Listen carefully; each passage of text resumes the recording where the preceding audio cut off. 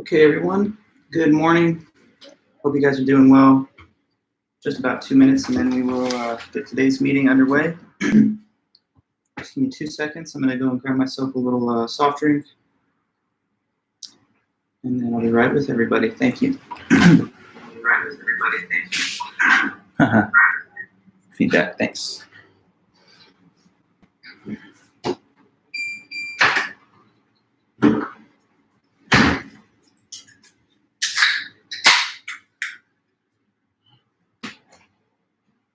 Okay.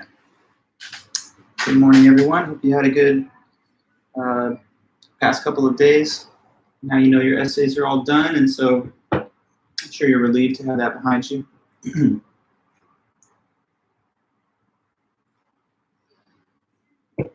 Hello, Ryan.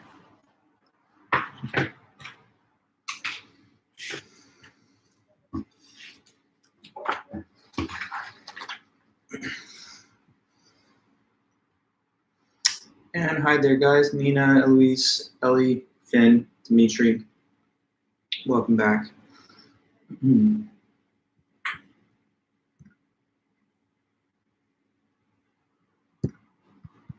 Hi, Abby.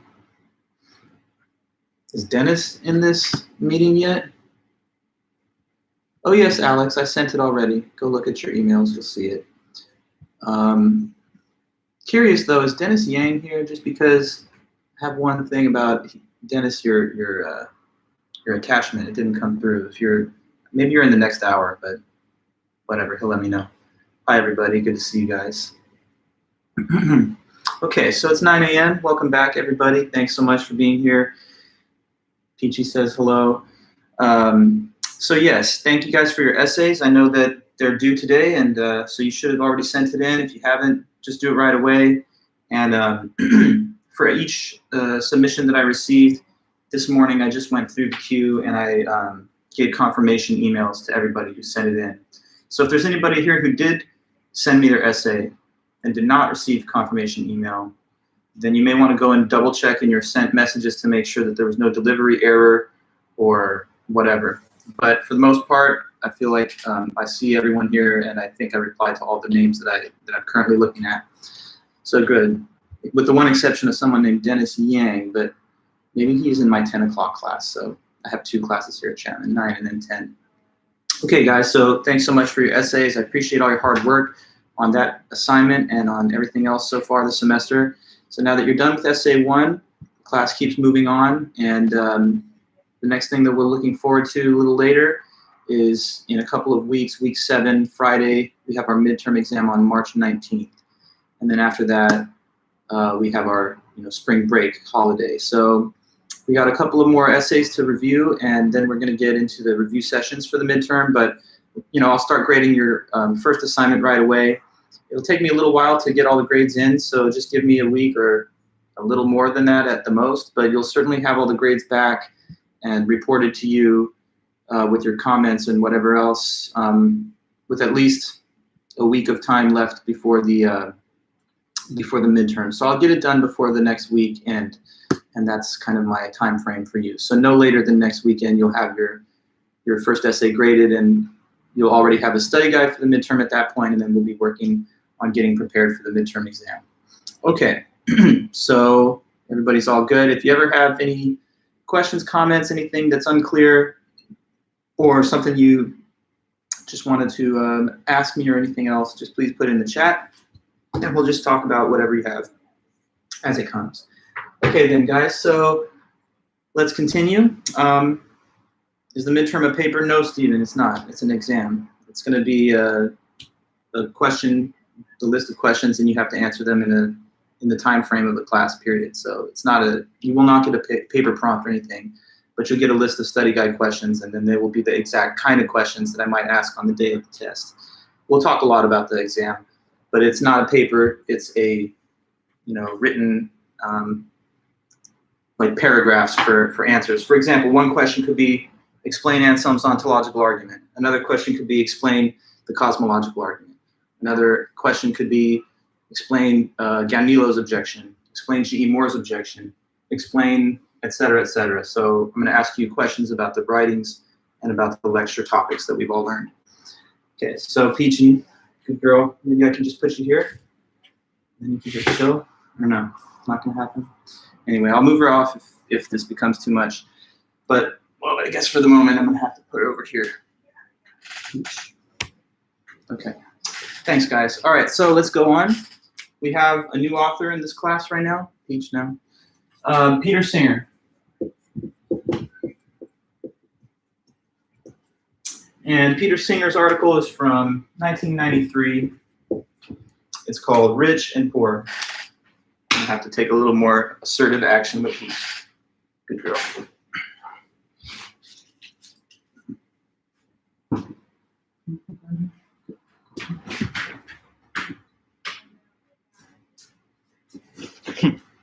Okay, sorry, but not to worry.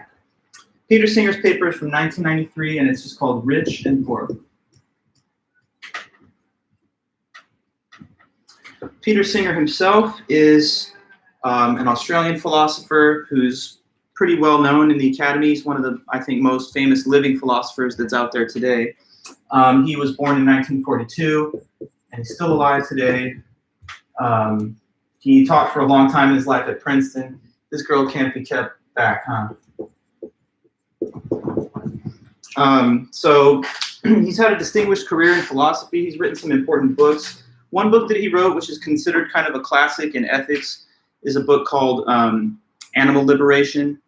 This was something he wrote in the 70s when he was a pretty young philosopher, and it kind of became like a world famous book in ethics.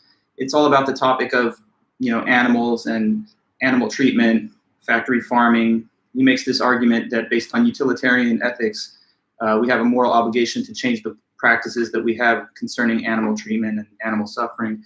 And that was a kind of landmark book because when he wrote it, the whole literature and social consciousness of like vegetarianism, veganism was kind of not that big. Nowadays, I think it's a much bigger idea and it's a much bigger deal to, you know, society. So he kind of is one of the early, you know, advocates and ethicists in the West that made these case for vegetarianism. But anyway, this book this essay that we're reading here, Rich and Poor, is on a slightly different topic. It's about the question of economic inequality. So we've studied some ethical theories, right? We've learned about one perspective on ethics, which is John Stuart Mill's utilitarianism, which says the right action is whichever action generates the most overall happiness for the greatest number of people.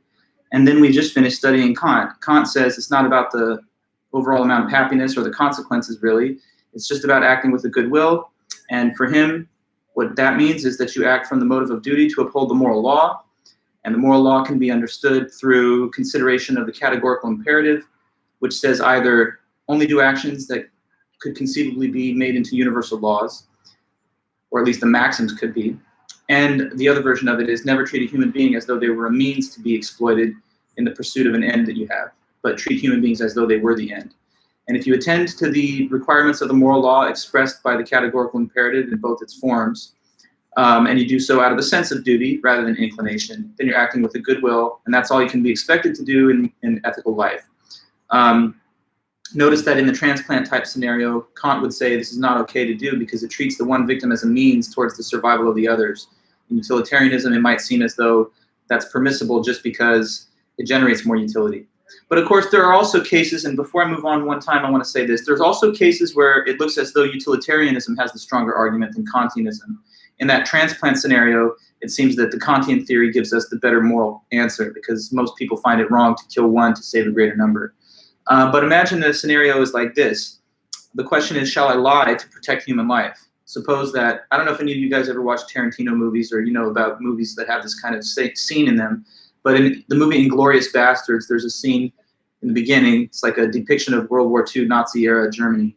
And like a Nazi officer comes to the house of some person who's hiding Jewish people and says, are you hiding such people here? You know, tell me. Obviously the person is, but they don't want to disclose this because then the person might be confiscated and, you know, killed. So they lie about it. Now, anyway, Kant's philosophy says you're never supposed to lie, no matter what the results of the lie are, because you cannot universalize the maxim which says I will lie in order to promote my self-interest.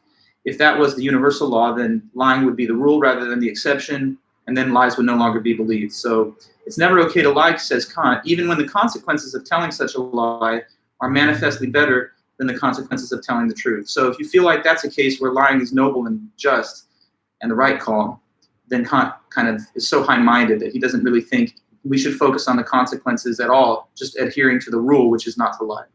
But anyway, let's go ahead. Peter Singer, the new topic for us, we're going to now try to apply these ethical theories to the consideration of real moral debates that we have in our world. So the moral debate that I guess I chose for us from our book is the argument concerning whether we in the first world have any moral obligation to assist financially or otherwise the third world poor, those that are living in absolute poverty.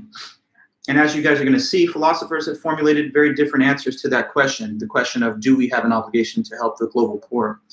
The author of today, Peter Singer, he does believe that we have a moral obligation to provide assistance to the international poor. And so that's the main thesis of his paper, that we have a moral obligation, and he just tries to make the ethical argument as to why. So that's the point he's trying to go for, that we have a real moral obligation to divert at least a portion of our surplus wealth or resources to our fellow human beings living in extreme poverty in the third world. And since everything in philosophy involves the consideration of arguments balanced on both sides, we'll also take a look after we finish with Singer next time, and on Monday we will consider the argument of the contrary side, which is from Garrett Hardin. And he says to the contrary that we do not have a moral obligation to assist the poor. And he even goes further in saying that it's not even actually beneficial in the long run. If you look at the long-range consequences of international aid, it doesn't even benefit those that it intends to benefit. So that's his position, but we're going to see it on both sides. So beginning then with Peter Singer. The way he starts his paper off is he just wants to try and explain to the reader certain facts about global poverty. So these are just some basic facts about poverty. Well, even according to conservative estimates, meaning like lowball estimates, there's at a minimum in the year of 1993, 400 million people around the world lacking the basic food and nutrition needed to sustain their physical and mental health. And we're talking about people that are living in extreme poverty and hunger, not just relative poverty, but being so hungry that you're literally facing the threat of starvation, constantly worried about where you could secure your next meal. And also because in the parts of the world where this type of extreme poverty exists, there's poor infrastructure, low literacy, there's also opportunistic diseases and infections. So it's a difficult situation for anybody around the world that's living in the absolute depths of human poverty. Now, some people say that, you know, it's hard for them to find sympathy for those that are in extreme poverty. Some people harbor the idea that, well, that just means that these are people who haven't worked hard enough or something like that. But it's really not possible, or I don't think really legitimate to say that about children, at least. You know, it's hard not to have at least a soft spot for little children just born into the world with no ability to, you know, affect where they are born or what the circumstances are. And children are hit very hard by the circumstance of global poverty. Around 14 million die each year from the lack of adequate food and nutrition, basically starvation. And he points out that we in the industrialized first world nations, especially the United States, which is the wealthiest country in the whole world, we don't really see the full extent of human poverty in our everyday lives. Who are the poorest of the poor in our own communities and in our own country? Well, like the homeless, right? And certainly some of us will have that experience of having been like around a homeless encampment or a Skid Row type of area. And it's not nice at all to live in that kind of poverty, even in the first world. But the author makes the point that the poorest of our poor are still living in relative conditions of abundance. If you were to compare their case against, let's say, you know, starving children on the plains of West Africa walking around looking like skeletons and stuff. You know, you don't have skeletonized homeless people for the most part in the United States because we have enough surplus wealth and social assistance programs that a person, even if they were panhandling for money, begging, could receive sufficient income just off of that to eat some meager food and meet their nutritional inputs, because we have, you know, surplus amounts of cheap food as well. So basically, poor people in our country are not literally starving to death for the most part. And he wants to just make sure that we know there are levels to poverty. Poverty is not all the same. So poverty in a first world nation does not really compare with the depths of poverty in poorer countries around the world. So former Defense Secretary Robert McNamara, U.S. Defense Secretary, he coined a phrase for this condition of poverty, and he labels it absolute poverty. So here's one term that the author introduces early in his paper, absolute poverty. And just all it is not having enough income or wealth to meet the basic human needs of food, clothing, and shelter.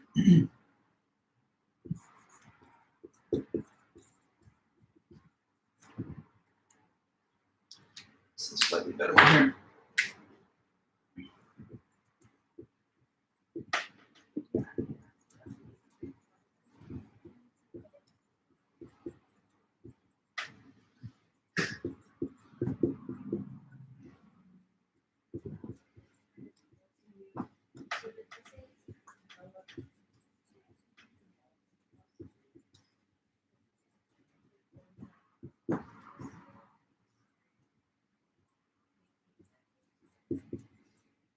Absolute poverty, not having sufficient income to meet these fundamental basic human standards of need, food, clothing, and shelter. So the term absolute poverty is used to indicate that this is not just poverty in a relative sense. Some of us sometimes, I don't know, may compare our own level of wealth with people who have even more magnificent wealth. So no matter where you're at along the pyramid of wealth, probably there's a person out there that has even more than you, and you can look at such a person living on the hill and think, wow, I feel like I'm poor in comparison. I have to stay in this weekend because I don't have money to go out to the big event or whatever it is. I mean, I know we don't have large gatherings right now, but you take the point. But what he's talking about here is not poverty in that relative sense, like keeping up with the Joneses. We're talking about rather poverty in an absolute sense, meaning you're deprived of basic human needs. So nobody says that food is just a luxury that we could go without, or having clothes on your back, or a place to sleep at night. And so these basic fundamental human needs are not accessible to a lot of people living in absolute poverty. It's poverty by any standard, unlike the relative poverty that some of us may experience in our everyday lives and circumstances. So, he reinforces this point that absolute poverty is something that leads to death and misery. For those that it doesn't kill, it makes their lives a little shorter and difficult. And so how many people in the world are living in absolute poverty? A lot of people, about 1.2 billion in the time of 1993. And, the global population has significantly increased since 1993. It's now, 28 years later. So if anything, the numbers that he cites that were current in this paper are larger numbers now, just due to the larger size of the global population. So it's a major or even perhaps primary source of human unhappiness and misery. And okay, Peter Singer thinks of himself as a utilitarian philosophically. So his ethical framework is utilitarianism. That means, as you guys have learned, that he believes the right action is always whatever action or policy will lead to the most overall happiness for the greatest number of people. And since he's, characterizing absolute poverty as a huge drain on overall human happiness, like this is taking happiness away and replacing it with pain and misery, it's something that any utilitarian-minded moral thinker should want to improve upon, So if our goal as ethical beings is to maximize overall happiness and pleasure, then the case of absolute poverty is standing in the way of that and is a counterweight to that. So he thinks that on an ethical basis, we should feel some kind of motivation to do at least something to improve upon this status quo. So having talked there about poverty, he switches gears a little bit and starts to talk about the other side of the coin, which is wealth. Now, about poverty, one more thing. This is not like a hypothetical scenario, okay? In philosophy, and it's not a problem at all. It's actually a good thing about philosophy, but oftentimes people can sometimes be frustrated when they're first getting into learning philosophy because of the heavy use of creative thought experiments and hypothetical scenarios. Sometimes people are thinking, is this too detached from reality? Is this too abstract to have point of relevance to my real life? Well, at least in this case, Peter Singer is talking about a real world issue, and the human misery he's talking about here is not just something you can contemplate as a possibility, but it's a real thing, and it's just lurking in the background of life on the planet Earth at all times. It's not something that comes or goes based on like the weather or something, like a storm passes by and then the sun is back. This is always there. Absolute poverty is there each day. And so he reminds the reader, because he's writing to a Western audience, people in the first world, he says, don't just assume everything in the world is going well when there's no like domestic news reports of something going wrong in our own country. Like there's no air accidents, maybe we didn't have like a bad day with COVID, but we shouldn't assume that everything in the whole world is going well just because things are smooth in our own country. So it's also the case that you won't really see such poverty as this unless you take a deliberate effort to kind of make yourself aware of it.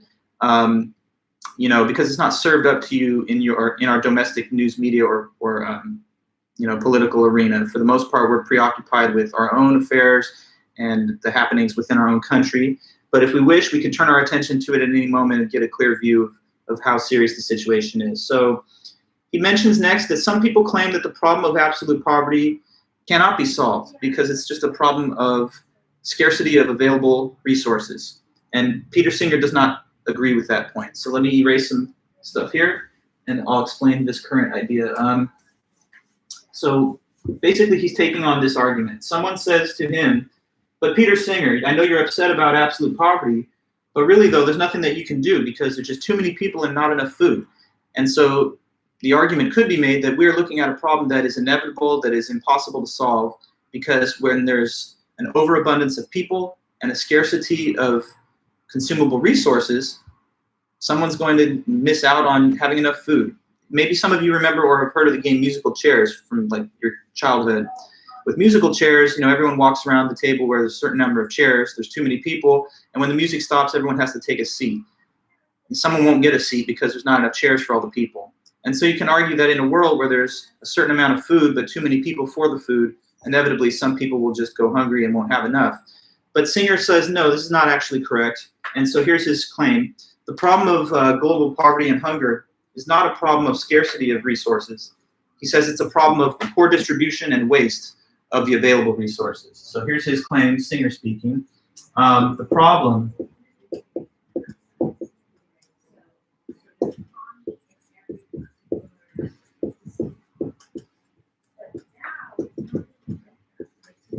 is not a problem of scarcity of resources, like there's not enough or there couldn't be enough. No, he says, instead it is a problem of poor distribution and waste of available resources. So he's not going to let us off the hook by saying the problem's unsolvable.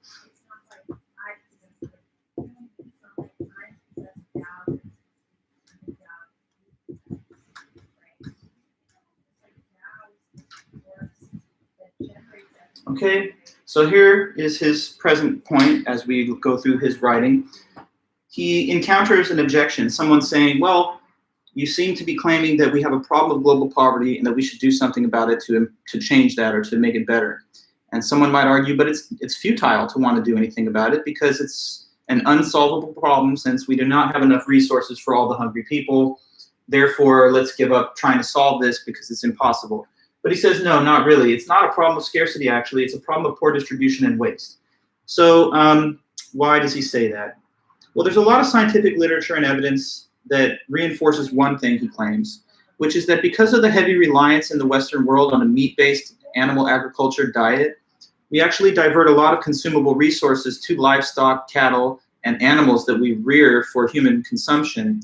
And those consumable resources which are given to animals, then that we consume, we could have a lot of savings of consumable resources if we were to simply divert those consumable resources to humans directly.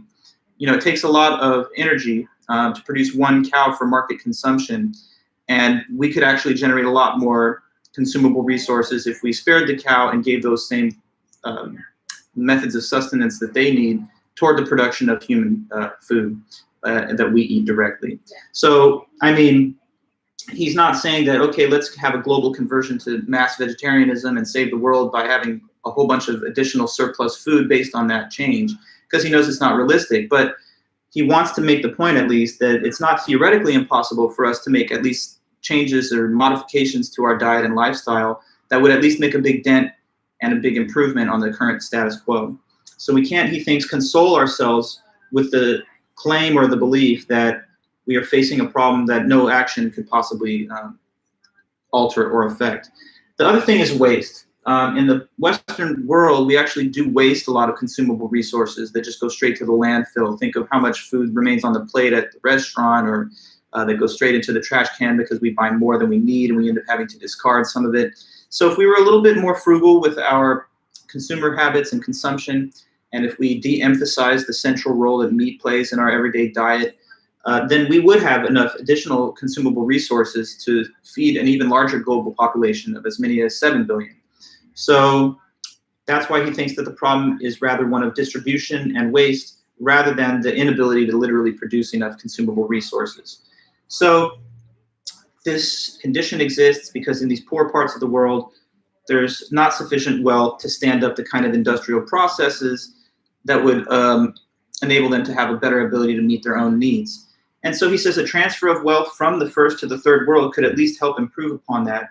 And that's where we get into the fact about how wealthy people are in the first world. So the flip side of the definition of absolute poverty is absolute affluence. And I guess according to the way that he defines that concept, we're all of us in this meeting, I believe, within the condition of absolute affluence. So he's speaking to people like us. Let me go ahead and write his definition. It's easy to understand because the definition given is just the converse of the definition of absolute poverty. So here's absolute affluence.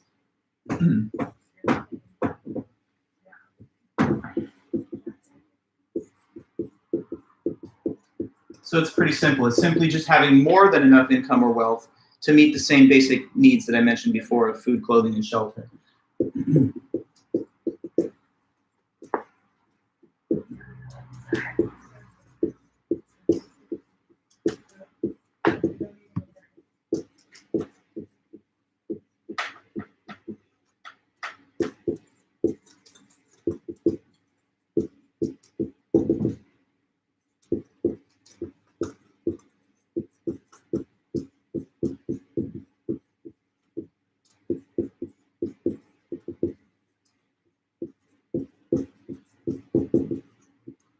Absolute affluence. So given this definition, each of us lives within absolute affluence, meaning that after you have secured the basic necessities of life through whatever income, wealth that you may have, like after you have gotten enough food to eat, clothes to keep yourself warm, and a place to sleep, each one of us still has additional surplus wealth left over to buy any number of non-essential things that are just desired rather than wanted. So like, you know, if I want to buy, and I do want to buy PlayStation 5, I have surplus wealth to do that after I've secured all the other basic needs in my life.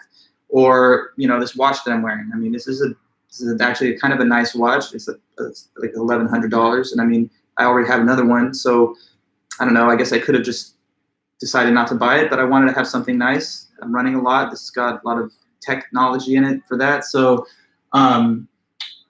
in each of you, it's the same. I mean, whether it's concert tickets, movies, new fashionable outfits, when you already have plenty of them, video games, entertainment, vacations, luxury items of any kind, they are the kind of things that people with absolute affluence can buy, that people with absolute poverty could never buy because all their money has to go straight towards those vital and essential needs that allow you to survive. So, he says, basically, we are people that live in absolute affluence, meaning we have income beyond the absolute necessities of life. And on the other hand, we have over 1 billion people living in countries in absolute poverty with the average per capita income of $200 a year. That's 1993 dollar figure, okay? But imagine even if you account for the rate of inflation and you double that by a factor of 2. Maybe that's getting to the current day number. People living in absolute poverty around the globe, imagine having an annual income of like $365, because that's the real amount. And we're not talking about $365, how much purchasing power that would have at the rates of exchange, like if you converted that into the currency of another country, because the US dollar in some countries can go pretty far. Like I've been to India a few times, and you're like rich when you go there because $1 is like 60 rupees, and you can actually buy, you know, street food and stuff for like 10 rupees in a lot of cases. So dollar has pretty good exchange value, but I'm talking rather about the purchasing power of the dollar in the United States economic system. So if you had a $365 budget for this year, Imagine how hard that would be. You'd be living on like $1 a day. And what you would have to do then is what people in the third world actually do, which is band together in like large communal and collective households, sometimes extended families and friends banding together, pooling meager income so that they're able to buy surplus amounts of easily consumable foods that are like grains and legumes and stuff, so that people can survive on a long rationed out basis on this pool of labor, income, and food. So he says again that to people living in absolute poverty with that kind of meager amount of annual income, people like us are wealthy beyond imagination, and we could transfer at least some of the surplus wealth that we have, which we spend on ourselves, to the absolute poor without even threatening or undermining our basic welfare or well-being in any significant way.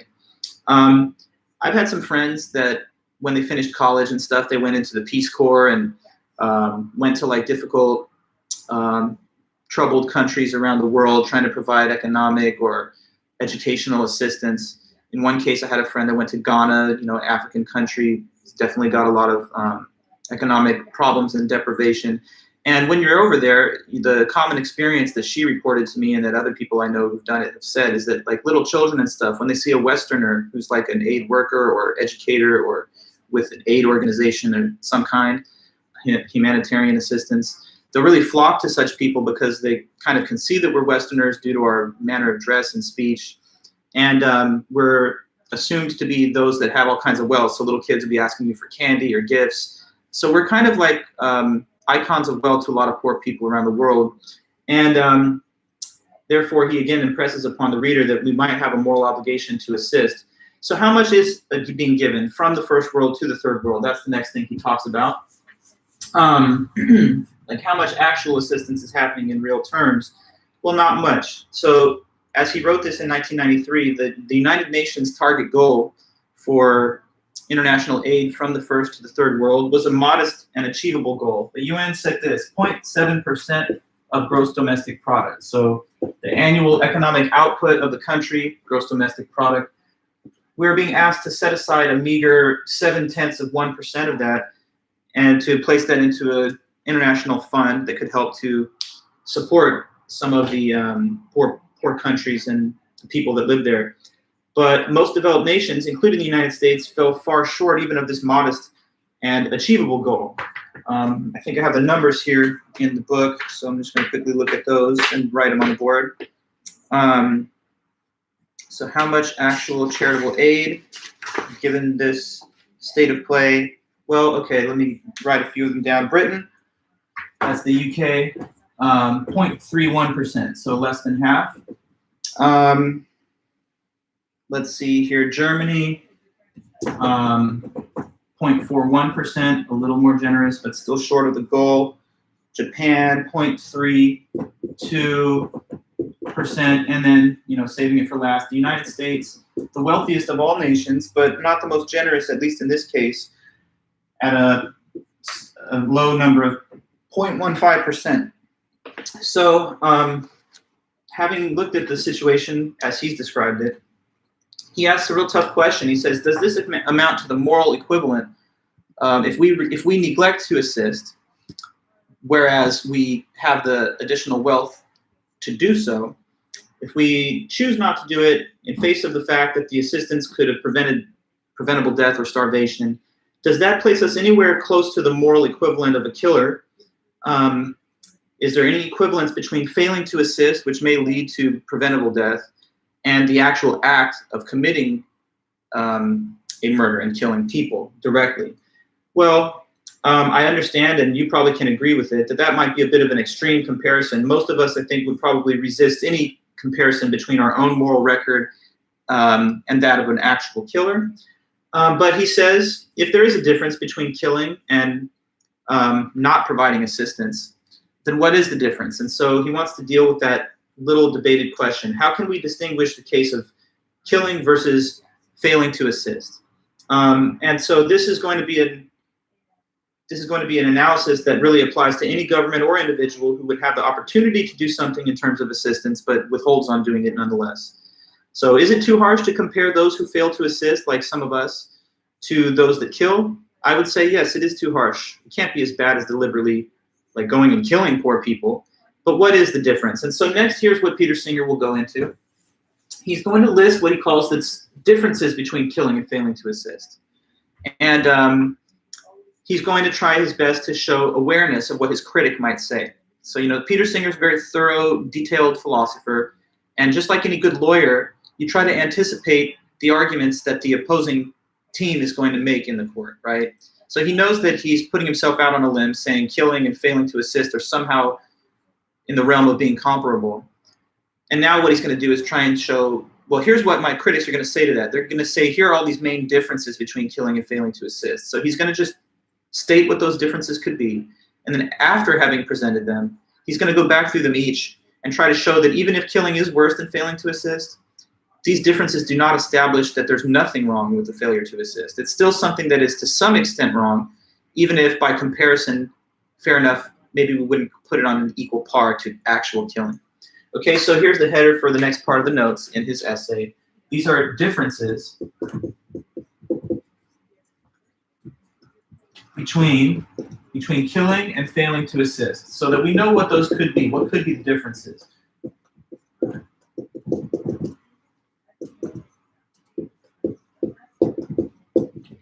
Differences between killing and failing to assist.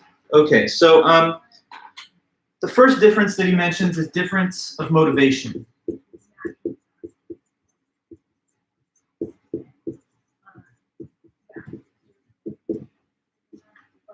Okay, difference of motivation. So let us compare the motivation of a person who set their mind to kill people with the motivation that you or I have in just neglecting to give aid or money to the poor. All right, so what's the motivation of the killer? I mean, it's obvious just by the label. If a person, let's say like a mass shooter or something, wants to go out and take those destructive and homicidal actions, their motivation is clear. They just want to be the cause of people dying. Like they're motivated to bring death to people. Now, compare that though to the motivation you or I have when, let's say, you go and you buy a nice meal at a restaurant, or you buy a nice gift for yourself, some fun, entertaining thing that's not necessary, but you just want to use your extra money on it, like a new pair of awesome shoes, or video games, or plane tickets to go somewhere and do something fun. So what's your motivation or my motivation? Is it the same as the killer? So when you're there, well, let's get into it slowly. What is the motive when you buy that nice meal? Is it to hurt people? Is it to see someone be harmed and have their life end? It's not the same motivation, you understand? Like, so maybe someone can try and characterize it in the chat. If you or I go to the mall and just blow a bunch of cash at the mall, we're not giving it to the poor, so we're failing to assist. But are we motivated by homicidal intent? What's the motive there? Is it the same as the killer? Or if it's not, tell me what the real motive is in the case of failing to assist and instead just spending it on yourself. What could that motive be? Like, why does a person do that? It's just out of pleasure. That's right, Ryan. It's not out of a desire to hurt anybody. In fact, it's just totally, I'm sure that in most of our minds, it would never even be cross your mind or be a thought that when you're spending something and you're doing something nice for yourself, like it never occurs to you what other more noble and virtuous things you could be doing with the same money. So it's not like a person sits there at the fancy restaurant and they're like, wow, the greatest thing about this is just sticking it to the poor again, knowing that they are dying over there in the third world while I'm eating this meal, and the money I spent on it could have maybe saved some of their lives. That's what I really love about this meal, and that's why I enjoy it. No, you're just thinking this is an amazing meal. It's really great. It's top of the line stuff, and I enjoy it. So definitely there's that difference. The motivation of the killer is evil. It's wicked. It's to end life. But the motivation that one has when they fail to assist is just self-interest. It's just doing something nice for yourself, and it's not done out of spite, malice, or anything else towards the poor. Okay, so that's one difference of motive. Another difference behind that, this one's kind of, I don't know if you have a dark sense of humor, almost a little humorous in a way, but the second one is it's not hard to avoid killing. But on the other hand, it's very hard to save all the lives that you possibly could through assistance. So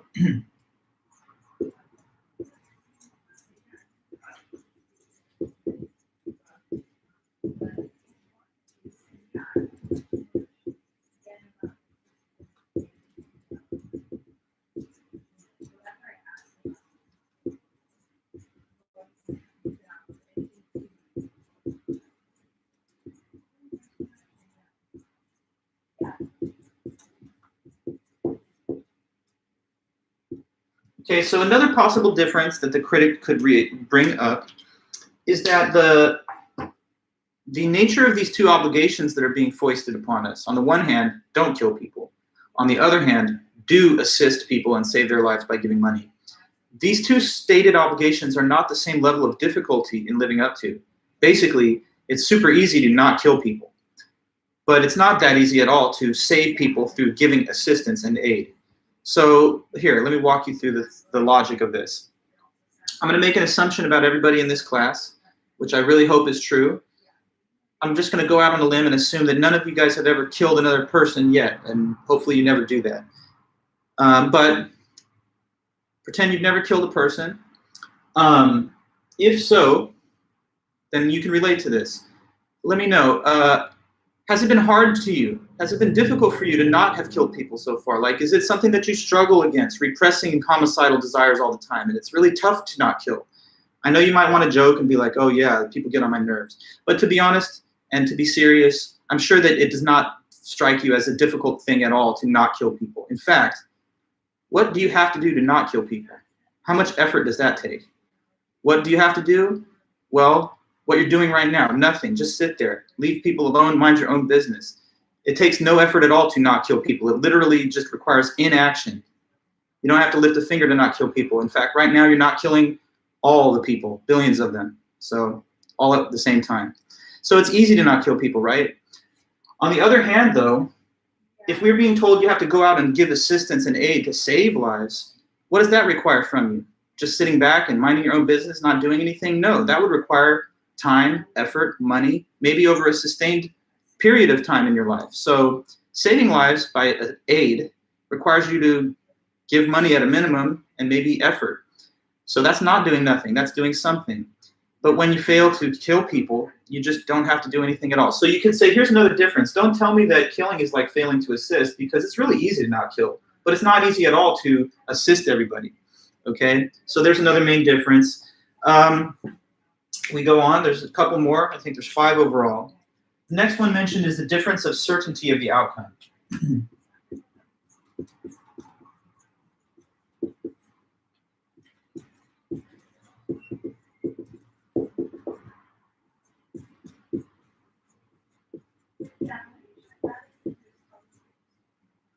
Difference in certainty of the outcome. Okay, so, well, let's take the case of the shooter, because that's actually what Peter Singer uses as an example. He says, suppose that someone out there was like, a mass shooter, and that was their intended outcome. They wanted to, kill as many people in a big public place as they could using a weapon. Now, this is just a kind of, in a way, it's a little disturbing, but you just got to face reality. How much of a percentage chance do you think a person would have of hurting or killing people if they really, really set their mind to it, with a big gun? I mean, like, if a person decided, yeah, I'm going to commit those kind of actions with the kind of weapons that people can gain access to, I would put the percentage chance very, very high, right? And it's just, it's kind of like all of us are just living at the mercy of these psychopaths that want to shoot us, because it's like at any given point, they could snap and there'd be nothing much we could do, because once the person starts shooting in a public place, they have the element of surprise. They could have been plotting it for weeks or months, and then everybody else has to just scramble for cover because no one's ready until after it already starts. So, because the shooter can plot, has the element of surprise, these weapons are lethal and they're easy to access, the sad fact is that it's almost a dead certainty that if a person really, really wanted to do that, they could. If somebody wanted to kill me, I would be dead right now, because it's not hard to find where I'm at. I have a public schedule. So, the thing is, it's quite certain that a person with a homicidal intention and the means to do it will, in fact, lead to death and harm. But let's switch the case. What about you or me if we don't give money to, like, an aid organization? Is it really as certain that that's going to lead to anybody's harm? It's not quite as certain, okay? Because you can always have doubts and skepticism about how efficacious the aid agency is in the first place. You can say, well, even if I had given money to it, they might have taken the money and wasted it on overhead costs or administrative budget, or they might have diverted it to a program that actually doesn't help anybody, like building a well in a village where actually nobody really lives or something.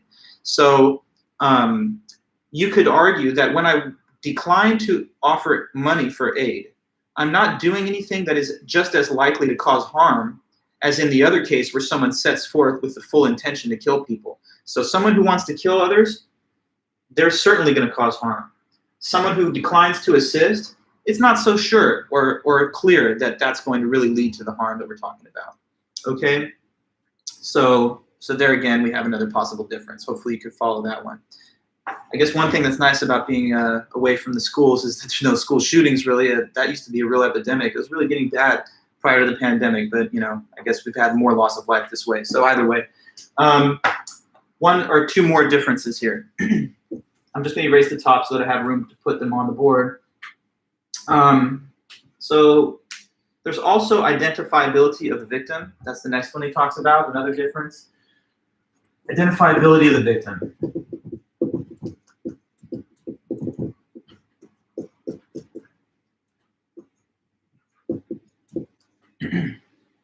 So the point being made in this on this is that, yeah, Peachy she loves to make a little cameo. She's always there, by the way. You guys can't necessarily see her, but she's like right below the camera at all times. She's just got to be next to me. But yeah, identifiability of the victim. So take the case again of like a shooter. Yeah, she's a very, very wise kitty, learning a lot of philosophy here. It's almost her birthday, so she'll be 1 year old in just a few weeks. But back to the topic, you can see that it says identifiability of the victim, so I guess I'll let her stay here for a minute. Identifiability of the victim. So suppose that a person had actually gone out and shot people and killed them like a shooter does. If so, don't they produce clear victims with names and identities? Yes. And isn't it obvious that it's the direct responsibility of the attacker that those people have come to pass and die? Yes. On the other hand, though, suppose that you fail to assist, like, you walk right past the charity bucket and you don't drop anything in there, so you're not giving aid. Well, can we say of any specific person in this whole world that one person has died specifically because you did not give the aid? You see, we can't trace a line of direct connection between one randomly chosen individual's withholding on aid and then some other specific person's dying in the third world. So like, maybe we didn't give money to charity today, and somewhere, somehow in the third world, a little child dies of starvation. But can we connect these two things? No, it's not the same as with the actual shooter or killer, because that person's the direct agent of harm, and that person would be alive if they had not acted. And we cannot say the same thing, that this little child would still be alive if you had given aid, because that's not even how the aid works. Even if you had given money, it would be given to a joint fund that is then administered according to the priorities of the aid agency. So it's not like it's earmarked for one particular person and their life or death hangs in the balance of your decision whether to aid or not. So again, there's no clear connection of identifiable victims of withholding aid. But in the case of shooting, I mean, it's obvious that there is. And then there's just one more little difference that he mentions there to close out this section of the notes. And it's this point, that when it comes to the third world poor, as sad as it is, you can always say, well, I know that's sad, but it's not my fault that they're poor. So you can always say it's not my fault that they're poor. But you could never say that if you were a killer. Hey, it's not my fault that they died. I mean, if you're the killer, then it obviously is by definition. So last difference, you can always say it is not my fault that they're poor.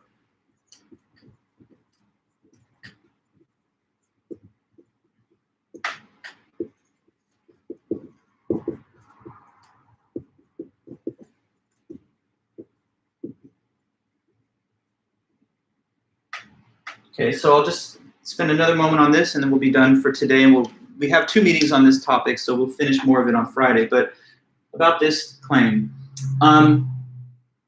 you're born into a world where there's already all this poverty, people starving and dying. It's not like it's because of you. Take a walk with me through a little trippy scenario, okay? I want you to imagine this world that we are in, but if you were never born, okay? You were born. I'm very happy that you were born. But imagine that your parents just didn't meet. So everything's very similar, except you're not in this meeting. All the other students are, but you just weren't born. Okay, so if that was the case and you had not been born, imagine the scenario. Would there still be all the poor people in the world, starving and needing help? Well, sure there would be. It's not like when you were born, they all just popped into the universe, and so it was because of your existence. No, you arrive on the scene of a world where there's already a lot of poverty, and so you can argue that I'm only morally responsible to correct or to fix things where I caused the problem. So if I, hurt people, then I should be held accountable for that. But if people are already hurting because they're starving, and I'm just born into the world where they're starving, I can't be held accountable or responsible for correcting a situation that I did not personally cause to happen. So, I mean, obviously, if your birth and existence doesn't even change the situation as to whether people are poor or not, then clearly we couldn't say it is your direct or even indirect responsibility, perhaps, to correct the problem. But, so look, now I've talked to you about what are differences between killing and failing to assist, but don't lose the larger plot. Peter Singer does think we have to give money to the poor. So he's really just setting up these points so that he can go back through them and try and rebut each one. But he's trying to be thorough and detailed, so he wants to give voice to his critic and then show why he finds these criticisms still miss the mark. So that's what we will get into as we resume on Friday. We'll learn about why Singer says that none of these differences really establish that it's totally fine to not give money to the poor. They don't really show that, he says. And then after that, he gives us his own argument, why we should help the poor. And he states a few further objections to that and tries to rebut them in the end of that part of the discussion. So we have a little more on Peter Singer, but that's why I devoted two lectures to it. So we're on track, I think. For now, then, I guess I'll let you guys go. Everything's good to go. Let me know here in the chat, and if so, I'll just close the stream for now, and we'll be back. We'll be back for Friday's meeting. So are we all good? Okay, perfect. Thanks, Ryan. Thanks, Amanda. Thanks, everybody else. Appreciate you guys' attendance, and thanks for turning in your papers. Like I said, I'll be in touch with you over the next week and a half as I finish grading them, and then you can get with me for your score. Okay, have a good one then, and I'll be in touch. See you soon. Bye-bye.